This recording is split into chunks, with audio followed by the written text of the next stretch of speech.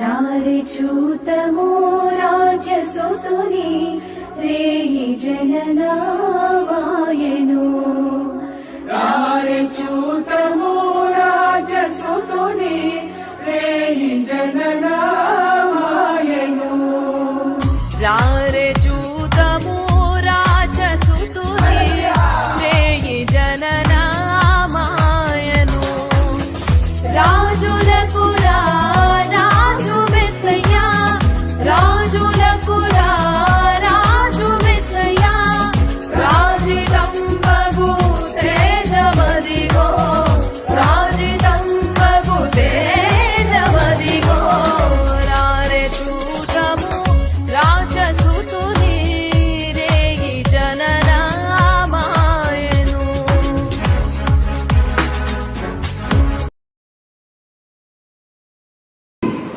దేవుని స్తోత్రం హల్లెలూయా. దేవుని యొక్క మహాకృపను బట్టి మరి గత ఆదివారం నుండి ఆదివారం వరకు ఈ దేవుని రెక్కల నీళ్ళ భద్రతనిచ్చి మనకి ఈ యొక్క నెలలో మొదటి ఆదివారము దేవుని సన్నిధిలో మనం అందరం కూడా ప్రార్థించడానికి దేవుడు మనకి ఇచ్చిన అవకాశం బట్టి దేవదేవుని మహిమ కలుగును గాక. మరి వాక్య భాగంలోకి వెళ్తున్న మనతో దేవుడున్న మాటలను మనం ప్రకటిస్తుండగా దేవుని ఆత్మ సహాయంతో దేవుని నడిపించాలని మనము దేవుని దగ్గర ప్రార్థన చేసాం. ఎంతవరకు రోమపత్రిక 1:7 మాట తీసి చదువుదామండి. రోమపత్రిక 1:7 ఏ మాట ఉందని అంటే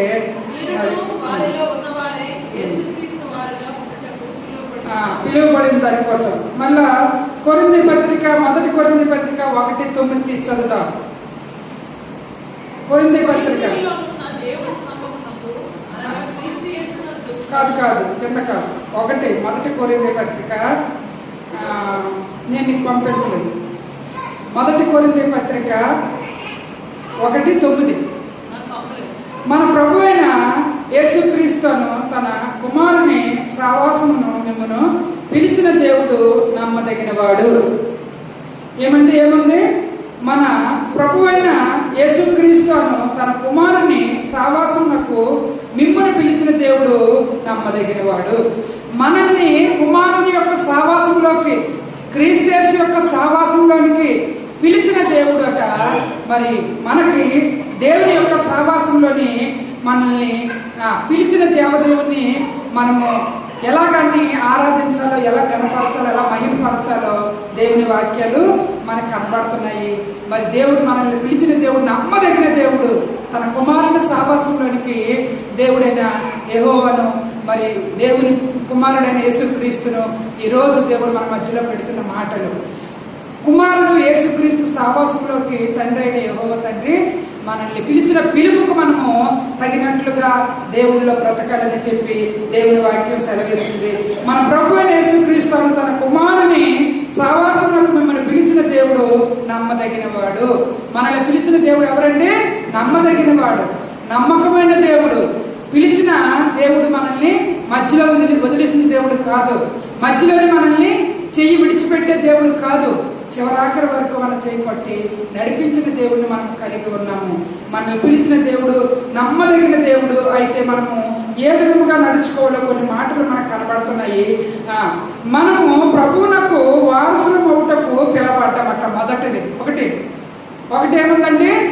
మనము ప్రభువునకు వారసులం అవుటకు మనం పిలవబడ్డామట. దేవుని యొక్క వారసులం, కుమారునితో క్రీస్తుతో వారసులుగా బ్రతకడానికి దేవుడు మనల్ని అట పిలిచాడట, పిలుపు.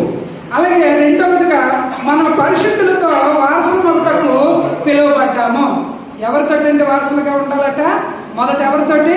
తన కుమారుడైన యేసుక్రీస్తుతో వారసులుగా ఉండడానికి పిలువబడ్డాము.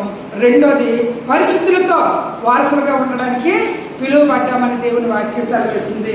మూడవదిగా మనము పరలోక రాజ్యమును వారసులం అవుటకు పిలువబడ్డాము. మన రాజ్యం ఇది కాదు, మన రాజ్యము పరలోక రాజ్యం. ఆ పరలోక రాజ్యంలోని మనము సావాసము, మనం ఎవరితో సావాసం చేస్తే పరలోక రాజ్యాన్ని మనము మరి చూడగలము, పొందగలమని అంటే యేసుక్రీస్తు గారితో మనము సావాసం చేసినప్పుడు పరలోక రాజ్యమునకు వారసులం అవుతామటండి. మరి ఈ లోకముతో సావాసం చేసిన వారితో అయితే మటుగా పరలోక రాజ్యానికి వారసులం అవ్వము. ఈ లోక సావాసాలు, ఈ లోకం ఉన్నవన్నీ కూడా మరి ఇక్కడ వారసత్వమే తప్ప పరలోక రాజ్యానికి వారసులు అవడానికి అర్హత లేదు. కాబట్టి ఈ 3 మాటలు బట్టి కొన్ని మాటలు మనం చూసుకుందాము.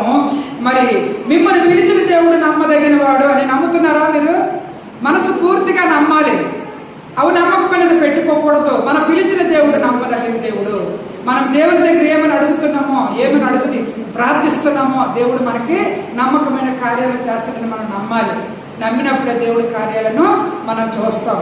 అమ్మా, మరి చాలాసార్లు నమ్ముతున్నావా దేవుడు స్వస్థపరుస్తాడని, దేవుడు బాగు చేస్తాడని? అనేక మంది భక్తులు బైబిల్లో మనం చూసాం. నమ్మిక మాత్రం ఉంచుకున్న వారు అందరూ స్వస్థత పొందుకున్నారు. అలాగే మనము కూడా దేవుని యందు నమ్మిక ఉంటే స్వస్థత పొందుకుంటాము. మరి అంతేకాదు, మనము ప్రభువునకు వారసులుగా పిలువబడ్డాం కాబట్టి ఆయన సావాసంలో మనము వారసులుగా ఉండాలి. అంతేకాదు, పరిశుద్ధులుగా మనము వారసులుగా ఉండటం దేవుడు పిలిచాడట. ప్రభువుతో వారసులుగా ఉండడానికి పిలిచాడట. పరలోక రాజ్యంకు వారసులుగా ఉండటం పిలిచాడట. ఈ 3 కూడా మనం కలిగిన వారిగా ఉండాలనంటే మనము దేవుడు పిలిచిన పిలుపులో నమ్మకమైన దేవుడిని మనం కలిగి ఉన్నాం కాబట్టి నమ్మకమైన ఆయన పిలుపులో నమ్మకంగా ఉండాలి. చాలా మంది చూడండి ఏం చేస్తారు, దేవుడు పిలిచిన పిలుపులోని వచ్చి సంవత్సరము, 5 సంవత్సరాలు, 10 సంవత్సరాలు ఉండి వెనక్కి వెళ్ళిపోయిన వారు చాలా మంది ఉన్నారు. వారు పరిశుద్ధులతో సావాసం చేయలేరు, ప్రభువుతో సావాసం చేయలేరు. పరలోక సావాసం అనేది వాళ్ళకి లేదు. మరి కఠిన చాలా మంది ఏం చేస్తారంటే మొట్టమొదటిసారిగా దేవుని దగ్గరికి వస్తారు, మేలులు పొందుకుంటారు, అద్భుతాలు పొందుకుంటారు. చిన్న చిన్న కష్టాలు, బాధలు వచ్చినప్పటికీ బయటికి వెళ్ళిపోతారు. మారు మనసు అయ్యి మరలా తిరిగి లోకం కలిసి వారి మనసు వెళ్ళిపోతుంది. కాబట్టి వారు ఏం చేస్తారనంటే వారు దేవుని యొక్క బిడ్డలుగా జీవించలేరు. కొంతమంది దేవుని పిలుపుకు లోబడి మేము వచ్చామండి, దేవుడి సేవ చేస్తున్నామండి, దేవుని పని చేస్తున్నామండి అంటారు. కష్టబాధలు వచ్చిన తర్వాత వెనక్కి వెళ్ళిపోయిన వారు ఉంటారు. నేను చాలా దిక్కులు తిరిగాను, విన్నాను. ఏమని అంటే మరి దేవుని పిలుపు చేత నేను దేవుని సన్నిధికి వచ్చానండి, నేను సేవ చేస్తున్నానండి అన్నవారు చాలా మంది దైవజనుల నోట్లో విన్నాను నేను. తిరిగి వారికి కలిగిన కష్టాన్ని బట్టి, వారికి కలిగిన బాధను బట్టి వెనక్కి వెళ్ళిపోయిన వారు చాలా మంది ఉన్నారు, లేకుండా లేరండి. కాబట్టి దేవుని పిల్లలుగా మరి నీవు నిజముగా ప్రభువుతో సావాసం చెయ్యాలని అంటే, నువ్వు ప్రభువుతో మరి వారసత్వంలో ఉండాలనంటే, నువ్వు పరిశుద్ధులతో వారసత్వంలో ఉండాలంటే, పరలోక రాజ్యంలోని వారసత్వం ఉండాలనంటే దేవుని పిలుపుకు తగినట్లుగా నువ్వు నడుచుకోవాలి. మరి నమ్మకమైన దేవుడిని మనం కలిగి ఉన్నాం కాబట్టి ఆ పిలుపులో మనం లోబడి ఉన్నప్పుడే మనకి దేవుడు నమ్మకమైన దేవుడిని మనం గ్రహించి మనం ముందుకు సాగిపోతాం. కొన్ని మాటలు వాటి విషయంలో చూసుకుందాము. కొన్ని మాటల్లో రోమపత్రిక 1:7 మనకు మాట కనబడుతుంది. 1:7 ఏముందమ్మా? మీరును వారిలో ఉన్నవారై యేసుక్రీస్తు వారిగా ఉండుటకు పిలువబడి ఉన్నారు. హల్లెలూయా. మీరు ఎవరిలో ఉన్నవారు? ఒకప్పుడు మీరు ఎవరిలో ఉన్నవారు? ఒకప్పుడు మీరు ఎవరు? దూరస్తులు. ఇప్పుడు మీరు సమీపస్తులు, క్రీస్తుకు సమీపస్తులు. ఒకప్పుడు మీకు తెలియదు, యేసుక్రీస్తు అంటే తెలియక మీరు దూరం ఉన్నారు. చాలా మంది తెలిసి కూడా దూరం ఉన్నవారు ఉన్నారు. ఒకప్పుడు క్రీస్తుకు మనము వ్యతిరేకులుగా ఉన్నాము, దూరస్తులుగా ఉన్నాము. ఇప్పుడైతే సమీపస్తులుగా ఉన్నాము. ఆయన పిలుపులోని మనము నమ్మదగిన వారిగా ఉన్నాము. కాబట్టి మనం ఎవరిని? దేవుడిచ్చిన ధన్యతలను ఉన్న వారిని. కాబట్టి ఆ పిలుపుకు లోబడే వారిగా మనం ఉండాలి. అయితే చదువుకున్న దాంట్లో ఏముందంటే, మీరు వారిలో ఉన్నవారే యేసుక్రీస్తు వారిగా ఉండుటకు పిలువబడి ఉన్నారు. యేసుక్రీస్తులో మనం ఉండడానికి దేవుడు పిలిచాడు. ఆయన సావాసంలో మనం ఉండడానికి, ఆయన వారసత్వంలో మనం ఉండడానికి దేవుడు పిలిచాడు. పిలుపులో నమ్మకత్వంగా మనం ఉండాలి. నమ్మకస్తులుగా మనం జీవించాలి. కష్టం వచ్చిందని, బాధ వచ్చిందని, దుఃఖం వచ్చిందని, లేకపోతే విపరీతమైన సంతోషం వచ్చిందని చెప్పి దేవుడిని విడిచిపెట్టడం కాదు. ఎల్లవేళలా కూడా పిలుపులో మనం నమ్మకమైన దేవుడిని నమ్మినప్పుడు నమ్మకమైన కార్యాలు మన పట్ల దేవుడు చేస్తాడు. అంతేకాదు 1 కొరింథీ పత్రిక 1:2 కొన్ని మాటలు మనకు కనబడుతున్నాయి. 1 కొరింథీ పత్రికలో కొరింథీలో ఉన్న దేవుని సంఘమునకు అనగా క్రీస్తు యేసునందు పరిశుద్ధపరచబడిన వారే పరిశుద్ధులుగా ఉండుటకు పిలువబడిన వారికి మనకును ప్రభువుకు ఉన్న మన ప్రభు అయిన యేసుక్రీస్తు నామము ప్రతి స్థలములో ప్రార్థించే వారికి అందరికీ శుభమని చెప్పి రాయినది. మనం అంటే క్రీస్తు యేసునందు పరిశుద్ధపరచబడిన వారే పరిశుద్ధులుగా ఉండుటకు పిలువబడిన వారి. మనం ఎవరమండి? పరిశుద్ధులుగా ఉండడానికి పిలువబడ్డాం. పరిశుద్ధులుగా ఉన్నవారి పరిశుద్ధులతో కూడా సహవాసము, పరిశుద్ధులతో కూడా వారసత్వం ఉంటుందని వాక్యం సెలవిస్తుంది. చాలా మంది ఏంటంటే మరి పరిశుద్ధులైన జీవితం లేదు, అపవిత్రంతో జీవిస్తున్న వారిని ఆ అపవిత్రాన్ని మెచ్చుకుంటూ పవిత్రంగా ఉన్నవారు కూడా అపవిత్రంలో మిళితమైపోయి మరి బయటికి పరిశుద్ధులమని బ్రతుకుతున్నారు. కానీ దేవుని దృష్టి అనేది ఒకటి ఉన్నది. దేవుని దృష్టి అనేది ఒకటి చూస్తుంది. నీవు పరిశుద్ధుడివా, నీవు పరిశుద్ధురాలువా అని దేవుని ఆత్మ సంచారం చేస్తుంది. నీవు ఎప్పుడు పరిశుద్ధులుగా ఉంటావో పరిశుద్ధులతో నీవు వారసత్వం కలిగిన వారిగా ఉంటావని వాక్యం సెలవిస్తుంది. కాబట్టి దేవుని పిల్లలమైన మనము ఈరోజు నేర్చుకున్న ఈ మాటలను మరి దేవుడు మనల్ని ఎందుకు పిలిచాడు, దేవుని యొక్క సహవాసంలోని, దేవుని యొక్క పిలుపులోని మనం నమ్మకంగా బ్రతకాలని పరిశుద్ధాత్మ దేవుడు మనల్ని పిలిచిన పిలుపుకు మనము తగినట్లుగా నడుచుకోవాలా. 3వ మాటగా చూస్తుండగా హెబ్రీ పత్రిక 9:15లో ఏముందనంటే, 9:15లో ఏముంది? దేవుని యొక్క మాటలో కొన్ని మాటలు మనకు కనిపిస్తున్నాయి. మరి చదువుదాము. 9:15 చదువుమా గట్టిగా. జరిగిన అపరాధం నుండి విమోచనము కలుగుతుంది. ఆయన మరణం పొందినందున పిలువబడిన వారి నిత్యమైన స్వాస్థ్యము వచ్చిన వాగ్దానం పొంది నిమిత్తము ఆయన క్రొత్త నిబంధనకు మధ్యవర్తి ఉండెను. హల్లెలూయా.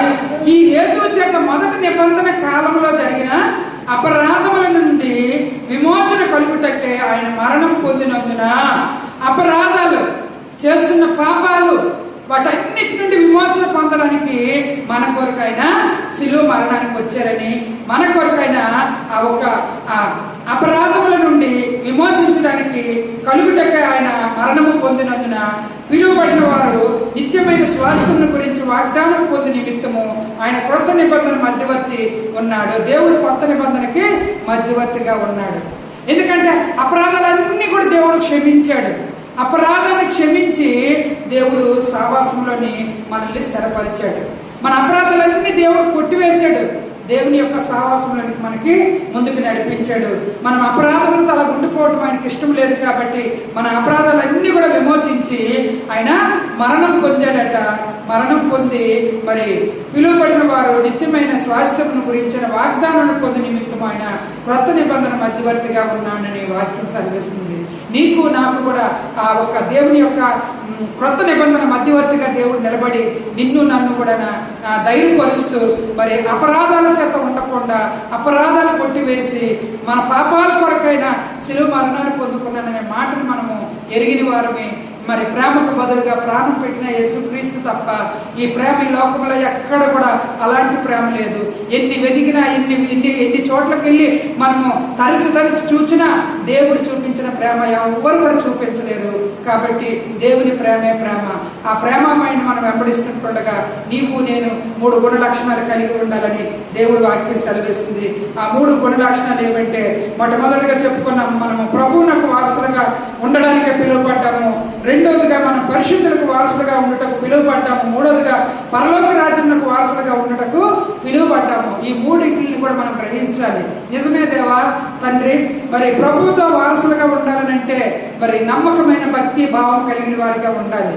మరి పరిశుద్ధులతో సహవాసం కలిగి ఉండాలనంటే మరి పరిశుద్ధమైన జీవితము జీవించాలా. చక్కటైన ఉపవాస ప్రార్థనలు, చక్కటైన సహవాసం, పరిశుద్ధులతో కూర్చుంటే, పరిశుద్ధులతో ప్రార్థిస్తుంటే దర్శనాల గురించిన మాటలు, ప్రార్థనలు, విజ్ఞాపనలు చేస్తారు. అదే పరిశుద్ధులు అపవిత్రుల దగ్గరికి వెళ్తే మరి అపవిత్రులు మాట్లాడినవే నోట్లో మాటలు వస్తాయి. కాబట్టి వారసత్వం వారితో ఉండదు. కాబట్టి పరిశుద్ధులతో దేవుడు వారసత్తులుగా చేస్తానంటున్నాడు. ప్రభువుతో దేవుడు వారసత్తులుగా చేస్తానంటున్నాడు. అంతేకాదు పరలోక రాజ్యంలో కూడా వారసత్వాన్ని దేవుడు ఇస్తానంటున్నాడు. కాబట్టి పిలిచిన పిలుపు నమ్మదగిన వారిగా మనం ఉండాలని దేవుడు ఆశిస్తున్న ఆశను మనం నెరవేర్చే వారిగా ఉండాలి. మమ్మల్ని పిలిచిన మా దేవుడు నాయన నమ్మకమైన బిడ్డలుగా నీ యందు మీరు పిలిచిన పిలుపు దైవికములో ఉన్నతముగా మేము అపరాధులుగా కాకుండా మరి మేము పరిశుద్ధులుగా బ్రతకాలి. ఏ అపరాధం కూడా మేము చేయకుండా మరి చక్కటైన బిడ్డలుగా మరి అనేకమైన ఆత్మలు మీ వైపుకి నడిపించే బిడ్డలుగా మేము బ్రతకాలి నాయన. ఎందుకంటే మిమ్మల్ని పిలిచిన దేవుడు నమ్మదగిన దేవుడు. కాబట్టి పిలుపుకు లోబడి చక్కటైన సేవ, చక్కటైన పని దేవుడు ఏంటి అప్పగించాడు నీకు సంఘంలోని, ఏ బాధ్యత ఇచ్చాడు దేవుడు నీకు సంఘంలోని, మందిరంలోని, ఆ పిలుపు దేవుడిచ్చినది ఆ సంఘంలో చక్కగా చేస్తే దేవుని యొక్క వారసులుగా మనం జీవిస్తాము. పరిశుద్ధుల వారసులుగా, పరలోక వారసులుగా, ప్రభుత్వ వారసులుగా, సహవాసం కలిగిన బిడ్డలుగా మనం ఉంటామని దేవుడు వాక్యం సెలవిస్తుంది. కాబట్టి అటు విధంగా మనం జీవిద్దాం. కళ్ళు మూసుకుందాం, ప్రార్థిద్దాం. ఈ 3 మాటలు కూడా మనం హృదయంలో పెట్టుకుందాం. హల్లెలూయా.